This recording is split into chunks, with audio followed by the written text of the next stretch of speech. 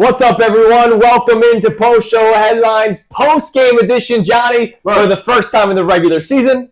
And they're 1-0, Johnny. 1-0. The Eagles, awesome. 1-0, road to the repeat. It started last night when they took on the Dallas Cowboys, hosted the Dallas Cowboys, got the win 24-20. We obviously reacted to it for 4 hours on the air on 97.5 The Fanatic, but now on the YouTube channel for the next 10 minutes, we talk some more about it. And we get into more, a couple other topics that maybe we didn't get to in depth or maybe a different direction. And that's what we're doing in the pregame edition and the postgame edition. And that's why we want you to like and subscribe. Absolutely. So you think of a topic for next week, but you don't want to wait, which is why the first down topic. Okay. Jalen Crater.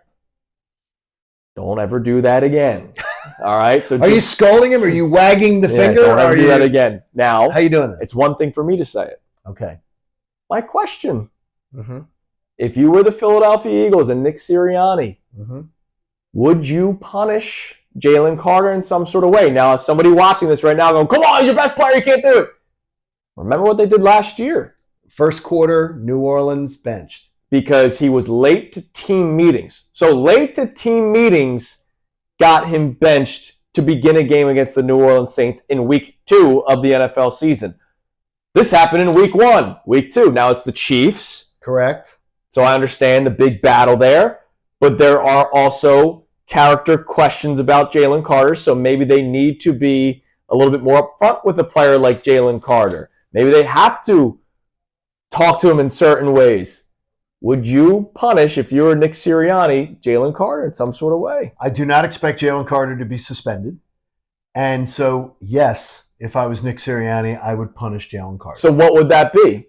I'll sit him in the first quarter against the Chiefs.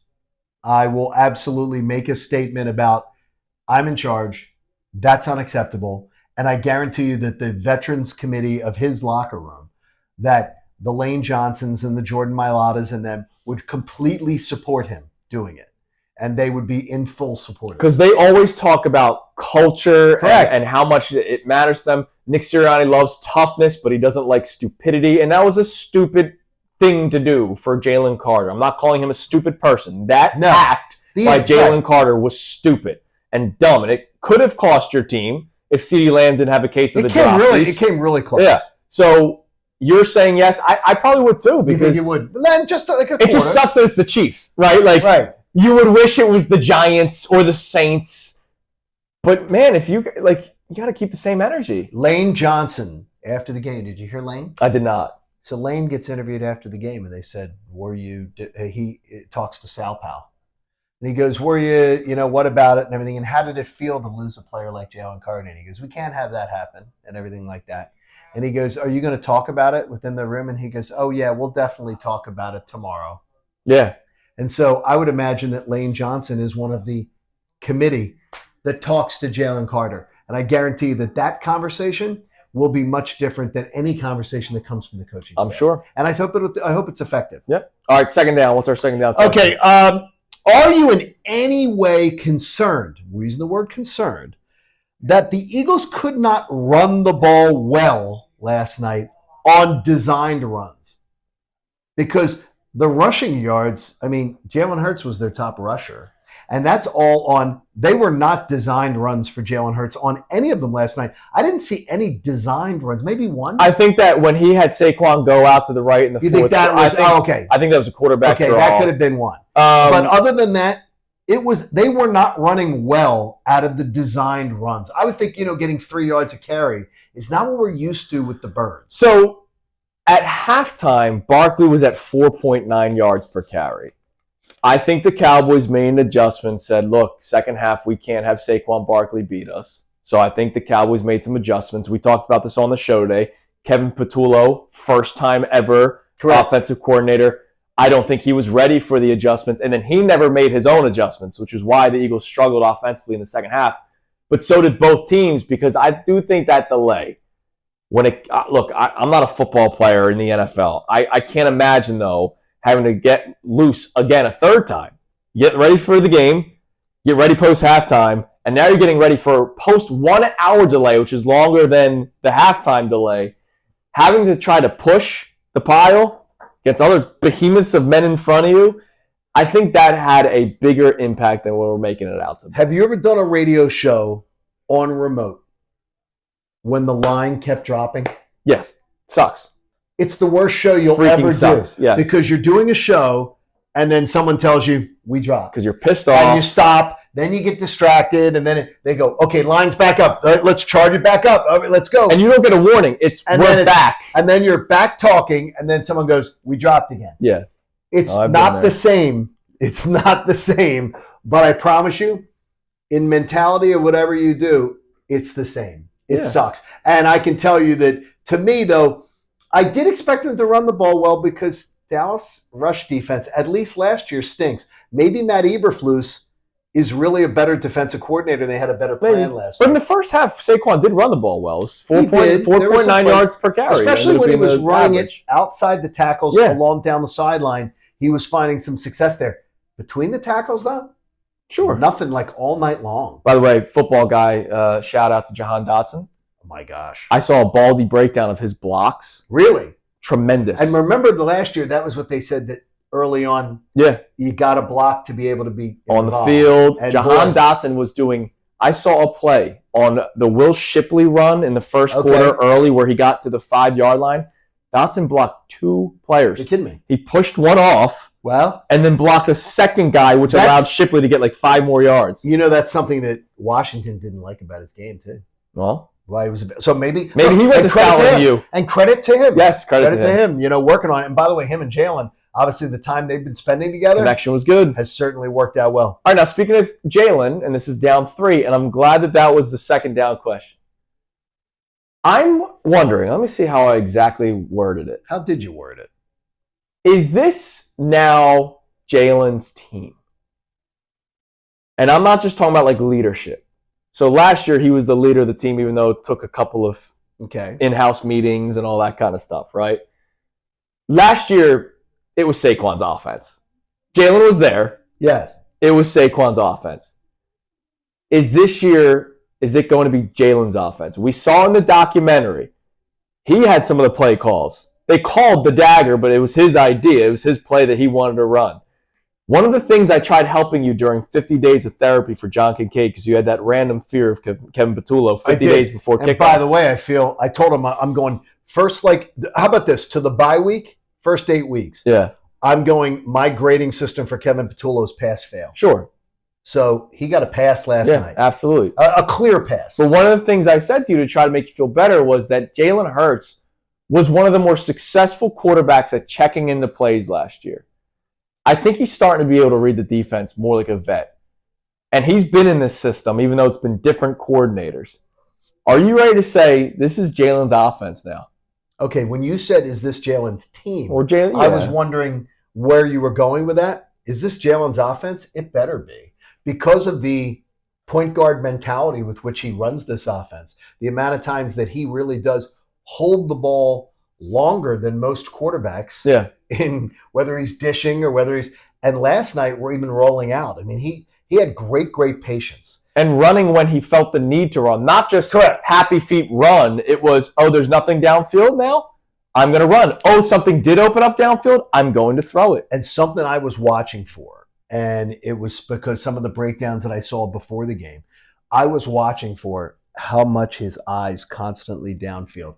Every time he scrambles last night, watch it. Yeah. His head's downfield. He's looking down. He's looking to make a play. And that's something that Jalen early on, especially in his career, remember when Todd Bowles had him on the run the first year in the playoffs? Yeah. He was head to the side, just trying to survive. Jalen Hurts is a machine right now, and it's really working. By the way, that helps you gain a couple extra yards, because even though he may know he's going to run, that corner has no idea. That corner's got to stick with his assignment. Absolutely, because they see his eyes. Yeah. They have no idea what's going on. Yeah, it's definitely his. Definitely his. And I loved what I saw him last night. Yeah, we're seeing growth and maturation. And the numbers weren't wild, but boy, was it fun to watch. But us watching it, we knew how effective he was. All right, 4th down. What we got? All right, last one. And I did a passion defense of this guy earlier on today on the show, and it was something that really angered me last night. Jordan Davis was just one of many players last night that were affected by the selfish actions of Jalen Crater. Sure. But I'm going to tell you that because of that, Jordan Davis to me had maybe his most impressive game as an Eagle because of the fact that he played 90% of the snaps. Yeah. I mean, pretty much. 87%. 87%. His second closest was 67% 2 years ago against the New York Jets. And to me, I look at Jordan Davis and I say, okay, the extra conditioning paying off. Sure. He's right before the opening game of the year, the one you plan all summer for, your first assignment. All of a sudden, they've changed the plan. Now, oh, by the way, now Jalen Carter's not in the game. You have totally different You're now things. a pass rusher. You have all the things you have to do. Jordan Davis was fantastic last night. Yeah. And I saw people on social media ripping Jordan Davis. And I literally, and I said it before, and I'm going to say it again on post-show headlines. If you're one of those people that was tweeting that out, find someone who knows football, a coach, your dad, or somebody who played the game. Have them sit next to you for the Chiefs game and have them teach you something. Because Jordan Davis, I believe, had his maybe most impressive game in the regular season of his regular season career as a Philadelphia And look, you're not calling him Jalen Carter. No, I'm but not. He's not Jalen Carter. He plays his own way. And we know when it's his role of stopping the run, he's one of the best at it. He's one of the best. He's one of the top 5 run stuffers in the game. And so you asked him yesterday to do more, and he did it. And you're asking him on the fly. He didn't prepare to do that. So it's something that he just had to, okay, this wasn't what I was planning to have to do tonight, but I've cross-trained for it, so I know I can do it. So to me, a little bit of knowledge on when guys are asked to do something that's out of their wheelhouse and they then execute it to at least an adequate level, which he more than adequately did. Right. Jordan Davis deserves a little love there. All right, lastly, fifth down. On the pregame editions, we do our bets. Yes. This is a show of accountability, John. It is. And what was it? If our bets hit, we're going to celebrate on air. We do. We celebrate if they don't, ours. We'll talk about it. We were the best show for picks by far. Right. So maybe in the country last year. We thought it was going to be an over piece yesterday. It was heading toward that. Well, when we gave the number, the last 142 NFL games that were above 40 points at halftime, where the over-under in the game was 50 or below. 50 and it was or 47.5 yesterday. Every single one of them but one have gone over. It's unbelievable. 141-1. Yep. Now it's 141-2. Yep, amazing. That's how wild that was, what happened last night. That should have been an over. It should have been an easy over. Now, some did hit. CeeDee Lamb, the over and receiving yards hit. It did hit. But the Dak and Jalen passing overs did not. No. Boy, I'm much more floored by the Dak number. He had 127 yards in the first half. He had 60 in the second. And I'm going to tell you. Now, CeeDee Lamb dropping a lot. Well, I'm going to tell you, Big part of it. Dak's numbers is what makes me smile a lot more because I have seen Dak just honestly surgically throw on the Eagles over the years. A lot of times trailing though, sometimes. Yeah. So to me, but that's something to smile about. What? And honestly, 20 points to the Dallas offense, I'll sign up for that any day of the week. Yeah. That looks great. Now, my 120 points that I wanted over 4 weeks, you're 6 below. So they got to make up 2 extra points. But they're 1-0, Johnny. They're 1-0. All right, everybody have a great weekend. Enjoy a stress-free Sunday. Yes. Watching NFL football. Enjoy a stress-free Saturday watching college football. Enjoy a stress-free Friday night. We got the Chiefs and Chargers to watch tonight. And Monday we will introduce a Phillies pennant race preview as we're doing because it's Phillies Mets opening on Monday night. I'm telling you right now. That'll be post-show headline. I'm telling you right now, my sanity next week. It's on the line. You weren't here when they got swept. Because he's mental. You were not here when they got swept. It doesn't matter. Magic number 17. This time you will be here by my side. All right? I'll be here for you. They better win. They better win. All right, see you guys. Hey guys, Andrew Salciunas, host of Kincade and Salciunas. Just want to thank you for checking out all of our great videos that we have on our YouTube channel every single day. Make sure if you can, please like and subscribe and check out all the videos that we have on our YouTube channel, whether it's for us, Kincade and Salciunas, of course, our midday show, as well as Unfiltered with Bill and Ricky.